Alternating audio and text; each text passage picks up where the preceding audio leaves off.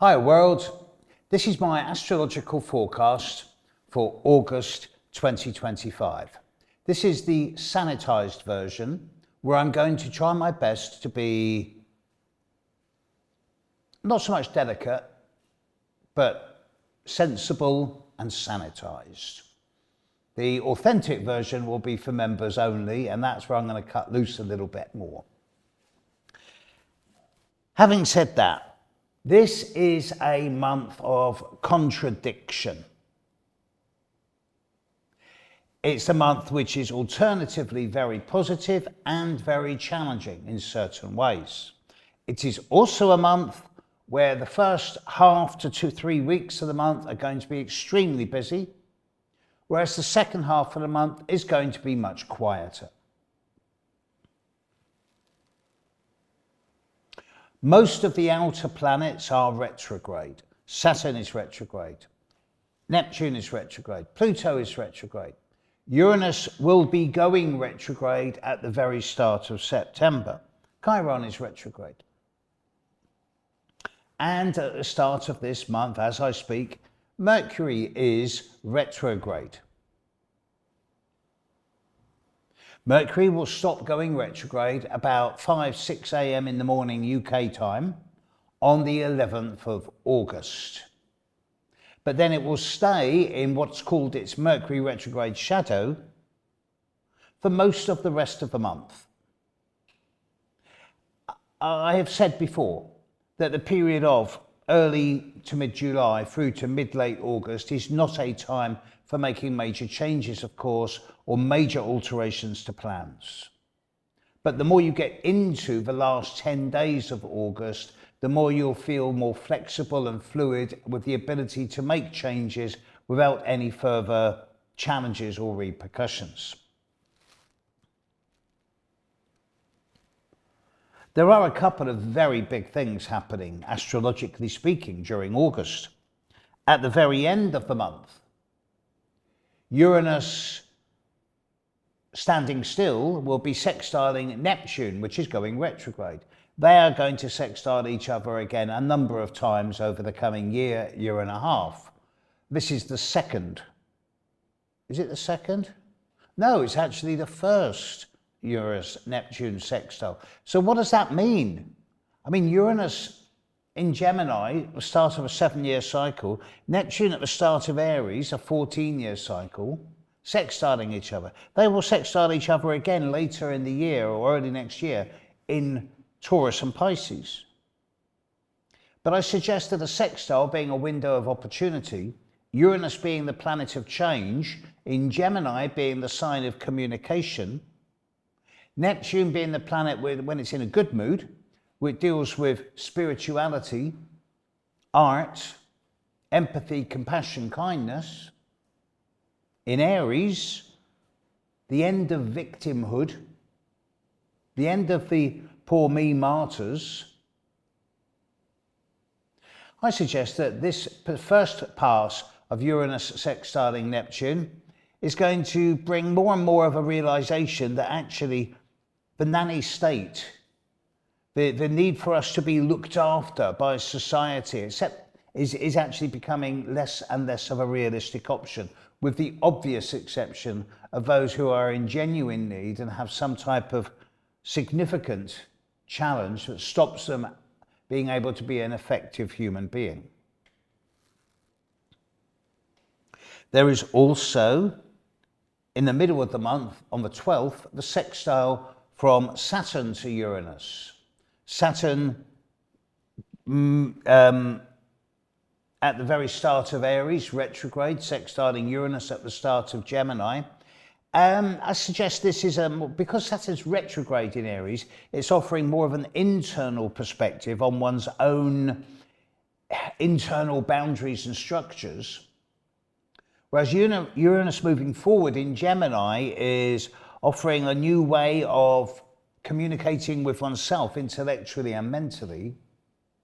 And a sextile between the two talks of both bringing structure into the chaos, but also revolutionizing of one's limitations. So again, I see this as a time of being able to think differently, to start taking more responsibility for your thoughts with the conscious realization that positive mental attitude is one of the very best ways to improve your physical health.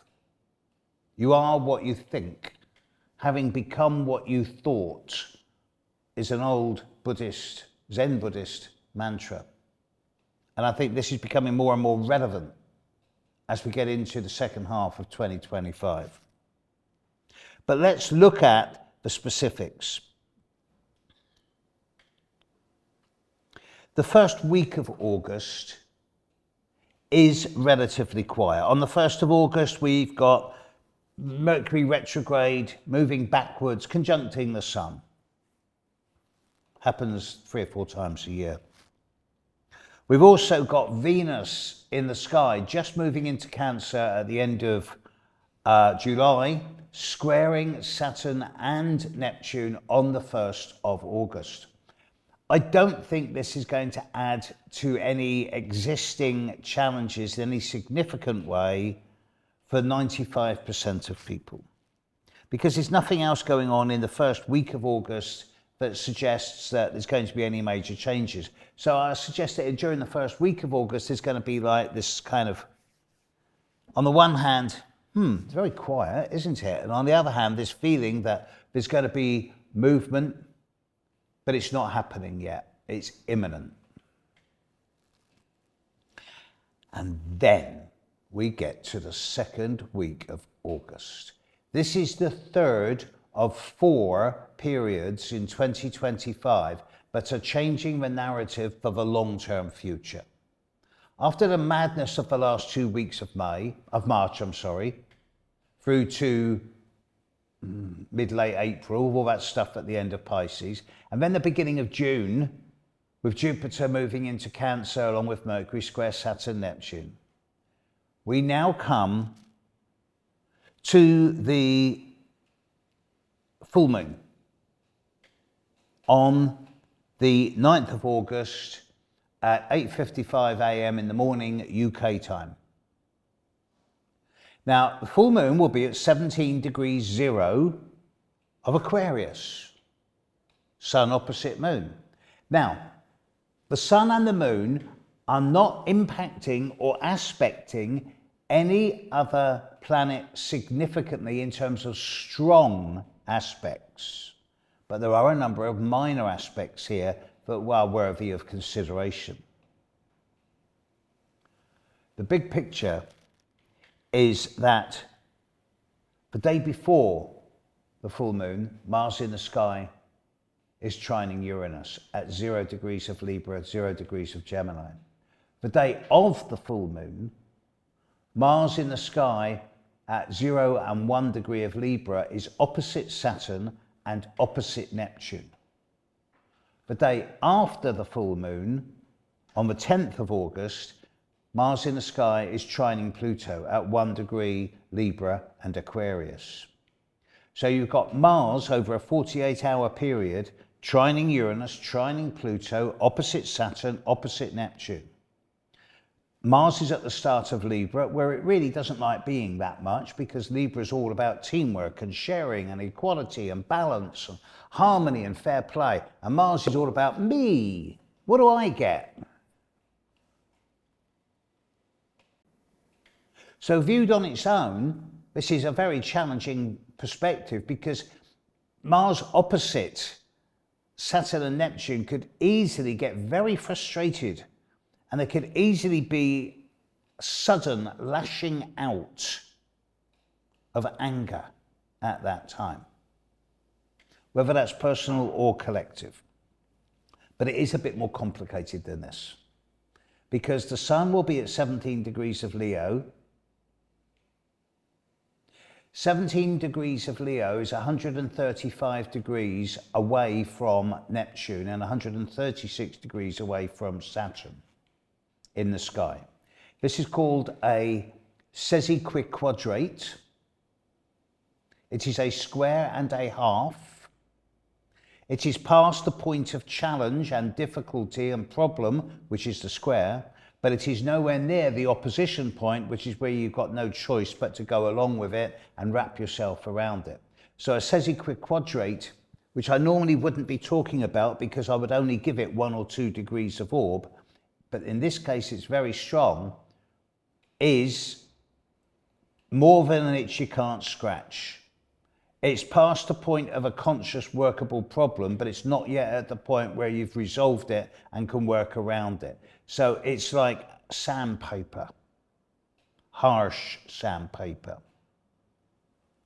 And with the Sun, sesquiquadrate Saturn and Neptune, and semi-square, half a square to Mars, I suggest that the 8th, 9th, 10th of August, I'll give myself a couple of days in advance, 6th to the 10th of August, are going to be volatile,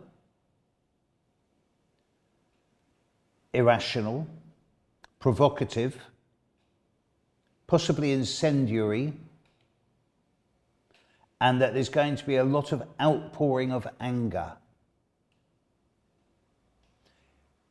If in your personal chart, 0 degrees to 1 degree of the cardinal signs, Aries, Cancer, Libra, Capricorn, or 16, 17 degrees of the fixed signs, Leo, Aquarius, Taurus, Scorpio, are being affected, then just be cautious around the full moon. Immediately after the full moon, Mercury stops going retrograde on the 11th, early in the morning. And then on the 12th of August, Saturn is sextile Uranus, Venus is conjunct Jupiter in mid-Cancer.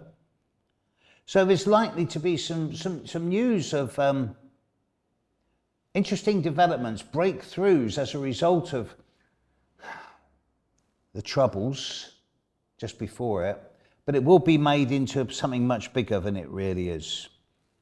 But then we get to the second really interesting part of August. As Mercury has stopped going retrograde, so it will start inching forward.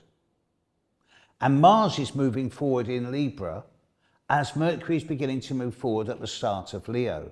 So for a couple of days, Mars is going to be going faster than Mercury, at least from our perspective. That means that Mercury and Mars will be sextiling each other on the 15th of August.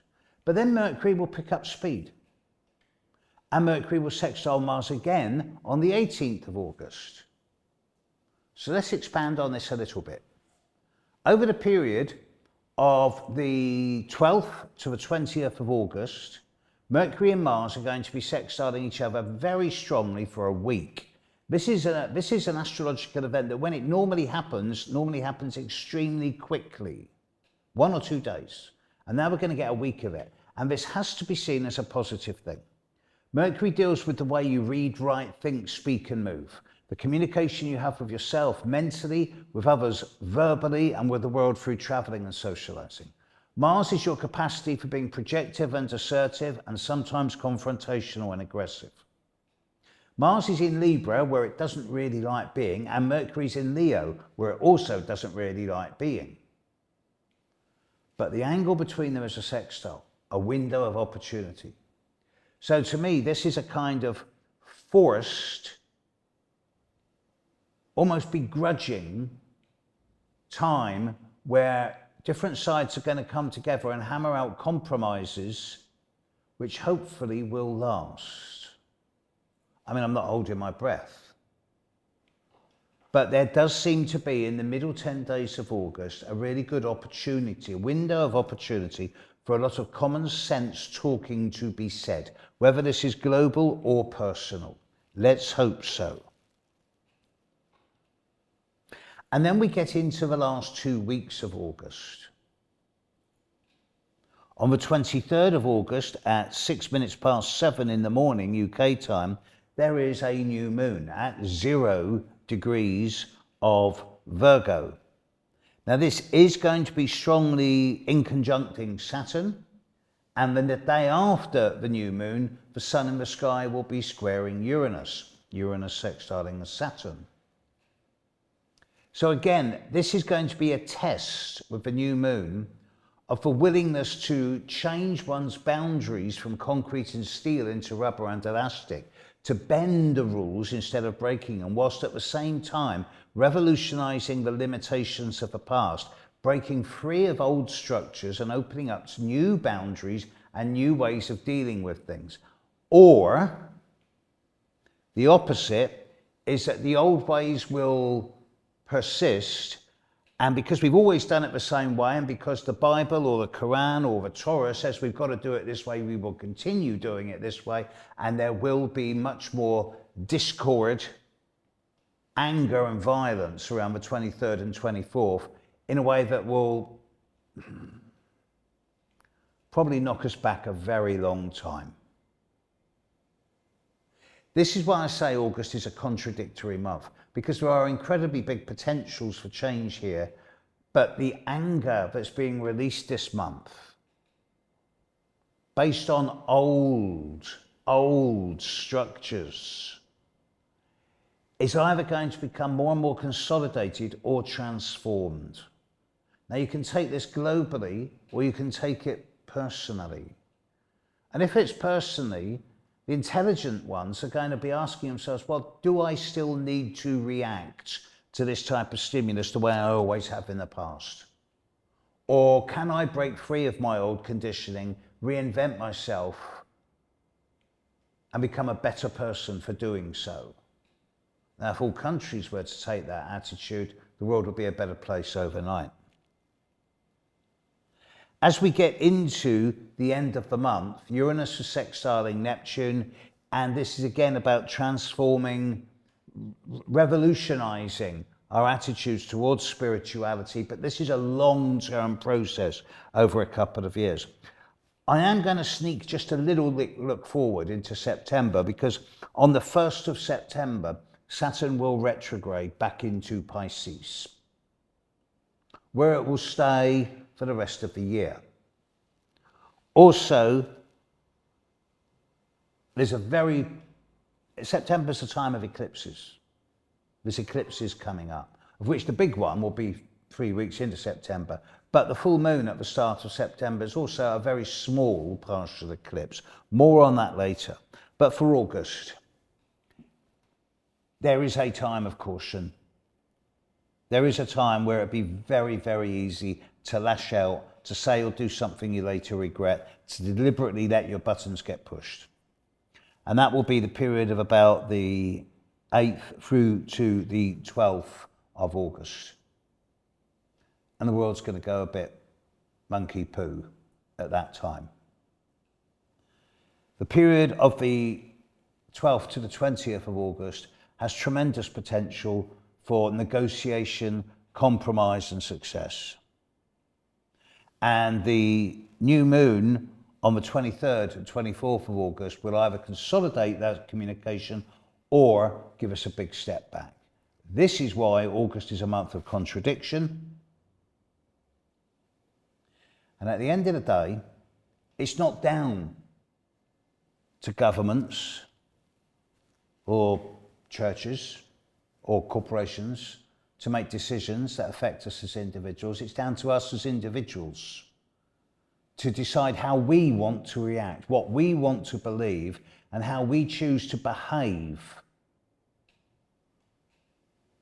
Do we behave the way we've always done and take sides, or do we mature like good wine and good cheese and grow up and start being the adult in the room? Okay, enough lecturing. I'm out of here. Catch you later, world. Bye.